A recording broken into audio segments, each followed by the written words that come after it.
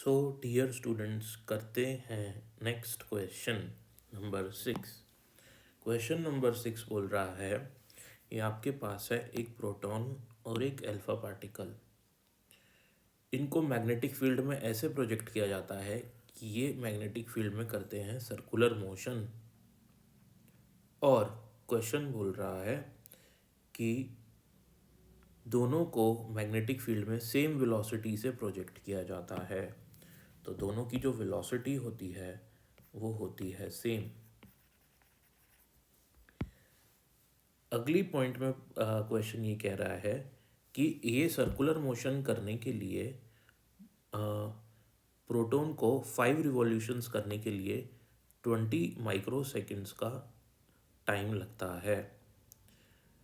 तो क्वेश्चन पूछ रहा है कि टाइम पीरियड अल्फा पार्टिकल का कितना होगा।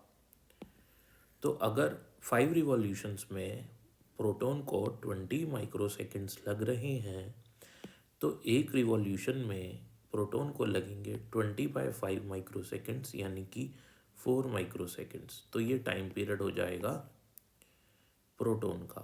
अल्फा पार्टिकल का टाइम पीरियड हमको फाइंड करना है।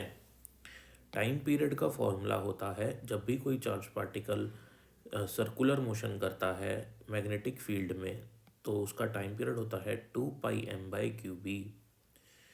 यहाँ पे जो टाइम पीरियड है ये मास बाय चार्ज के डायरेक्टली प्रोपोर्शनल है। तो प्रोटॉन का मास m मान लेता हूँ और प्रोटॉन पे चार्ज e मान लेता हूँ। सिमिलरली अगर प्रोटॉन पे मास m माना है तो अल्फा पार्टिकल का मास उससे 4 टाइम्स होता है। अगर प्रोटॉन पे मास चार्ज e माना है तो अल्फा पार्टिकल पे चार्ज उसका डबल होता है। तो मास बाय चार्ज रेशियो हो जाएगा 2 टाइम्स ऑफ m/e। अगर प्रोटॉन का mass by charge ratio m/e है तो अल्फा पार्टिकल का mass by charge ratio 2 times bye m/e हो जाएगा। तो time period mass by charge के रेशियो के डायरेक्टली प्रोपोर्शनल है। अगर प्रोटॉन का टाइम पीरियड 4 है तो अल्फा पार्टिकल का टाइम पीरियड उससे डबल होना चाहिए, क्योंकि time period mass by charge के रेशियो पे डिपेंड करता है। तो ऐसे अगर प्रोटॉन का टाइम पीरियड 4 माइक्रो सेकेंड्स है तो अल्फा पार्टिकल का जो टाइम पीरियड होगा वो डबल हो जाएगा प्रोटॉन के टाइम पीरियड से।